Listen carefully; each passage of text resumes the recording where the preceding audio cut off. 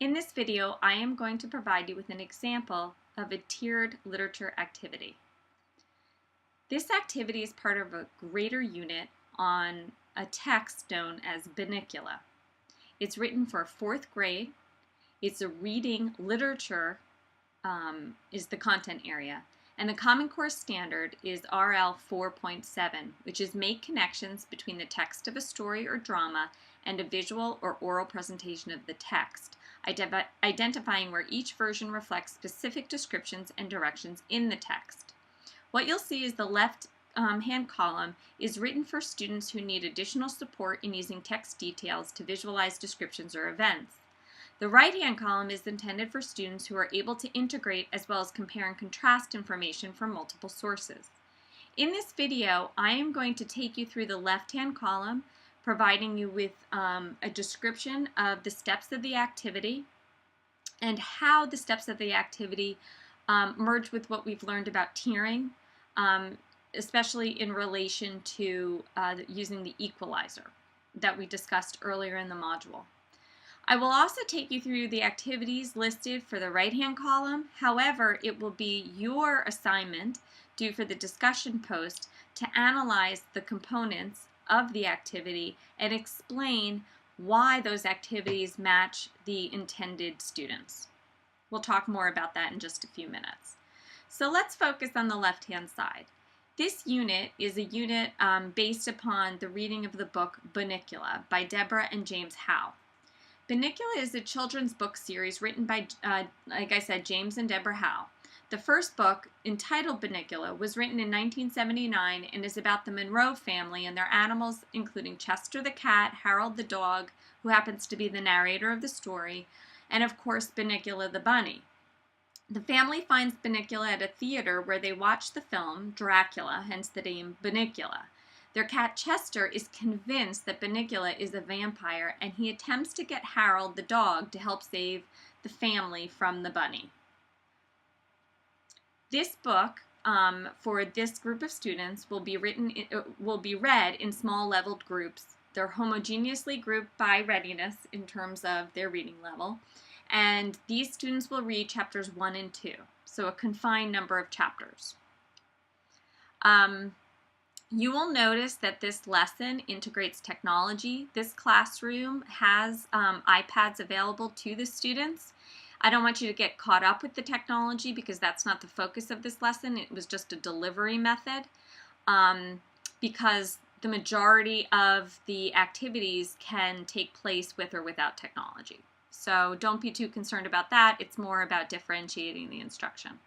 So students will be given a picture of a bunny on the iPad using Show Me, a whiteboard app, which I will show you in just a few minutes. Students will use the descriptions of Bunnicula found in chapters 1 and 2 to add features to the bunny to make it look more like Bunnicula. The teacher will give an example, so there will be a model here. Teacher will provide the example and say, on page 20 of the text, it states, "I noticed the peculiar marking on his forehead. What had seemed an ordinary black spot between his ears took on a strange V shape, which connected with the big black patch that covered his back and each side of his neck." Okay, students would then be directed to read this text detail and then use the drawing tool on Show Me to add the black markings to the picture of the bunny. Okay, students will use that same procedure of reading the text, identifying details, and then adding them to the bunny picture throughout chapters 1 and 2. What's very important here is that they must connect the additions to the picture directly to the page in the text. The students are being held accountable for the design that they're including in the bunny, and this is very, very important. They're being held accountable that they have to find the exact place in the text that supports the description that they're adding to the picture. The majority of this assignment is done independently because the students have iPads and they have their own texts. However, students who need additional support finding details will be prompted by the teacher to read certain sections. You'll notice that the teacher will not just tell the students, "Oh, well, don't you remember that the student, that the book says that the bunny has white glistening teeth." Instead, the teacher is going to say, well, why don't you go to chapter 1 and perhaps you should look on page 3. I want you to read that page really carefully, and I want you to see if there are any describing words, adjectives in there that will help you picture what Bunnicula looks like. So this is a way of supporting the students without giving him or her the answers. When the students are all finished using the text details, what they think are finished using the text details to make the bunny look like Bunnicula, they're going to record audio on using the Show Me app, pointing out the features that they added. And what's important here is that they must explain what text details led them to add the features and note the exact page numbers. Okay, so by using audio, they must now translate what they've done to their expressive language and explain to other people, which will be their classmates, why they added the details that they did.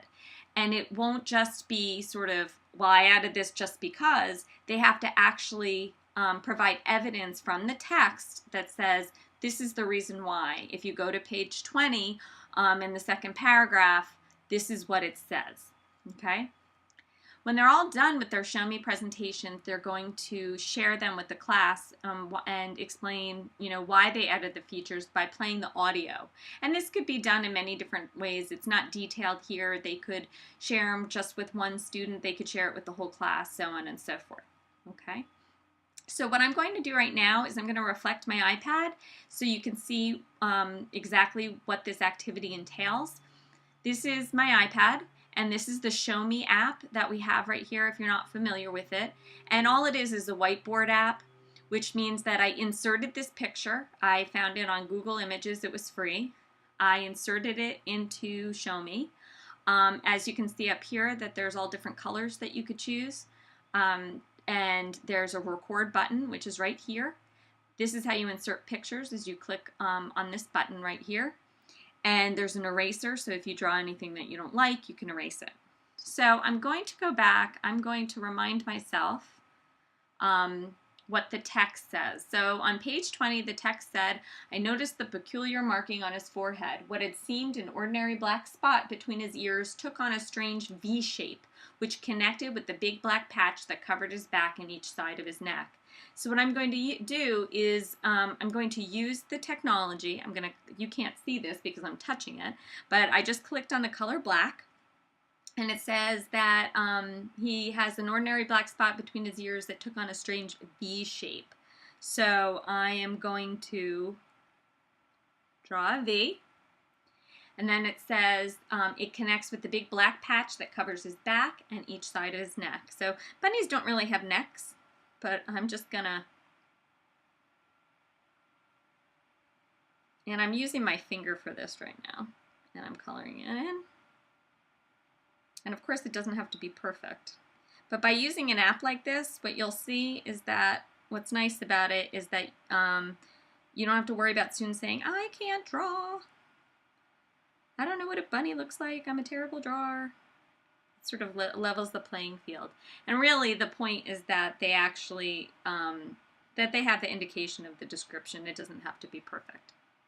Okay, then the next component of what I was supposed to do, say I did like 5 or 6 different details, I'm just going to show you one example, is I'm going to push the button up at the top and I'm going to record what it is that why I did what I did. So the first detail that I included on my picture is the black V marking on Bunnicula's head, because on page 20 the text specifically stated that there was a peculiar marking on his forehead that was in the shape of a V, and it connected with the big black patch on the back that covered his back and each side of his neck.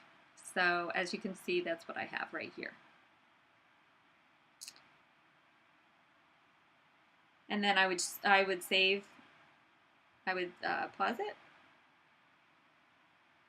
and I would save it, and so on and so forth. And I would be able to share it with my students. And I can show you Show Me another time, but that's not the point of this particular video. Okay. So let's talk about this lesson. and what's important. I'm going to scroll down a little here. I want you to think back to your equalizer, what we talked about with the equalizer, in terms of, remember the sliding buttons. So for this activity, I would say it has foundational ideas in it. The activity is straightforward. It requires students to make explicit, direct connections between text and visual representation. They weren't making anything up on their own. They had to interpret a bit because perhaps language, whether or not they were able to pick up on subtle language, that's a whole nother activity that we'd be talking about. But for the most part, if they could find very direct quotes that were very telling, they would be able to successfully complete this activity. The representations here are concrete because they are taken directly from the text again. They were looking for information that was right there, if you've ever heard that term before. It was right there. It was at the literal level. What exactly, how did you decide what this character looked like? Now, don't get me wrong, there is also room for students to make interpretations. Perhaps it wasn't as explicit as a black V. Maybe there was other language in there that the students did have to interpret, and this would be a good assessment for the teacher to see whether or not they went beyond the literal level to be able to interpret the author's language. This activity I would consider is closer to simple because it only focuses on one animal. There's Chester and Harold as well, but for this lesson, or activity, the teacher really just focused on Bunnicula, which was good. So perhaps it was a nice way to introduce the students to this activity. And perhaps a more challenging activity for this group next time would be they'd have to draw pictures of both Harold and Chester for the next one, and then maybe compare and contrast. I don't know, that's just an idea for down the road. But for this particular activity, it tended to be very simple because it only focused on one character. There were only a few steps to the activity.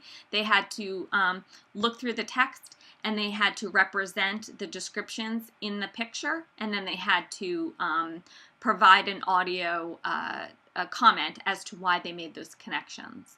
There weren't so many steps that they could get lost in, or they had to make up. It wasn't very open-ended, let's put it that way. The application of the ideas required little transfer from text to visual representation. There wasn't much more that they had to do. They were just applying the activities from their ideas of what they read into that visual representation, and that was just about it.